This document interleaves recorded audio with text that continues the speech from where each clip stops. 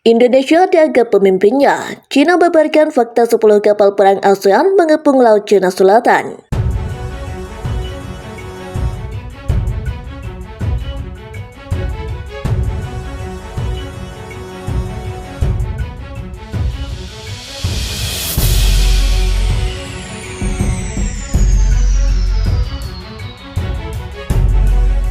Keputusan untuk latihan militer gabungan pertama dicapai pada pertemuan kepala militer ASEAN yang diadakan di Indonesia. Margono, Panglima Tentara Nasional Indonesia atau TNI, memberikan pengenalan rinci tentang pengaturan latihan tersebut.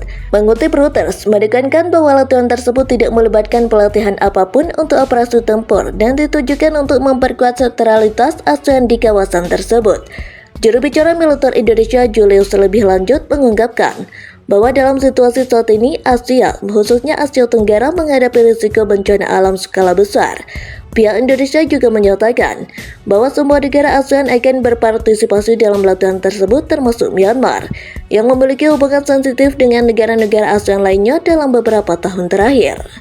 Selain itu, Timor Leste akan berpartisipasi sebagai pengamat. Bloomberg percaya bahwa jika latihan dapat dilakukan sesuai rencana, itu akan menjadi latihan militer gabungan pertama yang melibatkan semua anggota negara Asia Tenggara. Lalu kapal perang dari 10 negara anggota ASEAN akan berkumpul untuk pertama kalinya dalam sebuah daerah yang dituju di Laut Cina Selatan. Selain itu, media AS juga sengaja mengingatkan bahwa lokasi latihan berada di ujung selatan Laut Cina Selatan, di mana Cina dan Indonesia bersengketa. Karena sentralitas ASEAN pada arsitektur kawasan, tindakan skala besar seperti itu dengan sendirinya patut diperhatikan. Apalagi situasi di Laut Cina Selatan saat ini tidak stabil. Dengan intervensi kekuatan luar seperti Amerika Serikat, beberapa anggota ASEAN juga siap bergerak. Oleh karena itu, latihan bersama ASEAN ini mendapat sorotan dari Cina, lapor Nexus News. Dilihat dari pemberitaan terkini, ASEAN Exercise memiliki 3 ciri utama. Yang pertama adalah anggota yang terlibat dalam latihan. Pihak Indonesia memastikan bahwa seluruh negara ASEAN akan berpartisipasi kali ini, termasuk Timor Leste. Kehadiran Myanmar khususnya membuat Barat merasa tidak nyaman. Perlu diketahui bahwa karena situasi politik dalam negeri yang tidak stabil dan datangnya pemerintah militer dalam beberapa tahun terakhir, Myanmar memiliki hubungan yang rapuh dengan beberapa negara ASEAN dan ada arti samar untuk dikecualikan. Pada KTT ASEAN yang digelar beberapa waktu lalu, pemerintah militer Myanmar tidak mendapat undangan.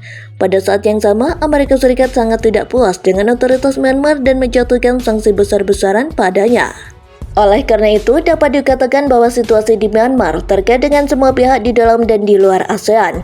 Keikutsertaan Myanmar dalam latihan bersama kali ini menunjukkan bahwa meskipun beberapa negara ASEAN memiliki perbedaan dengan Myanmar, namun secara keseluruhan ASEAN tetap menganggap Myanmar sebagai bagian dari dirinya. Pada saat yang sama, akibat buruknya hubungan antara Myanmar dan Amerika Serikat, ASEAN justru mengirimkan sinyal kepada Amerika Serikat bahwa ASEAN tidak akan mengucilkan Myanmar karena tekanan AS. ASEAN mengirimkan sinyal yang berbeda ke China dan Amerika Serikat melalui latihan semua anggota ini.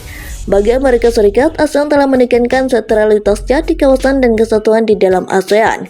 Adapun China, ASEAN tidak mau berinisiatif memprovokasi onar dan tidak ingin merusak momentum baik perdagangan dan kerjasama dengan China karena sengketa di Laut Cina Selatan.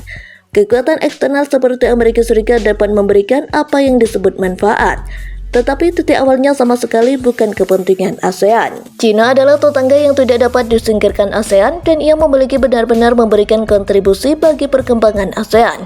Oleh karena itu, tidak sulit bagi ASEAN untuk membuat pilihan yang rasional.